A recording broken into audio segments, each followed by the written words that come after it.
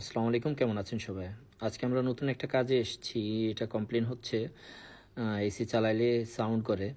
তো আমরা এসি চালানোর পর দেখলাম সত্যি সাউন্ড করে। তো আমরা পুরা ইউনিট খুললাম, খোলার পরে দেখলাম যে ব্লুয়ারটা ভেঙে গেছে যে কোনোভাবে।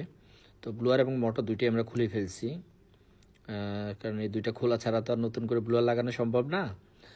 যাই হোক, তো আমরা ব্লুয়ার রিমুভ করার পর আমরা এসির ভিতরে একটু দেখলাম যে কাছে ময়লা টয়লা আছে কিনা, যা আমাদের ক্লিন করা লাগবে কিনা।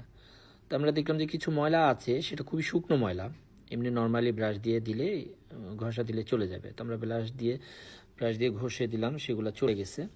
তো চলে যাওয়ার পরে আমরা ড্রেনেও ময়লা ছিল, সেটাও ক্লিয়ার করে দিছি। চলে যাওয়ার পরে আমরা প্রস্তুতি নিলাম আমাদের নতুন ব্লুয়ারটা লাগানোর জন্য।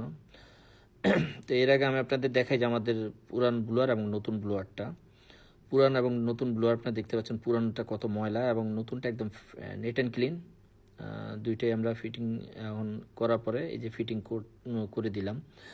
তো এটা ফিল্ডিং আমাদের করার পরে এখন লাস্ট আমাদের কাজ হচ্ছে ইলেকট্রিক কানেকশনগুলো করা। তো আমরা ইলেকট্রিক কানেকশন এটা লাগানোর পরে ইলেকট্রিক কানেকশনটা করে দিব। তো ইলেকট্রিক কানেকশন করার পর আমরা এসি চালাচ্ছি। তো ইলেকট্রিক কানেকশন করার পর আমরা সব দেখার পরে আমরা এসিটা চালালাম, দেখলাম ভালোভাবেই চলতেছে।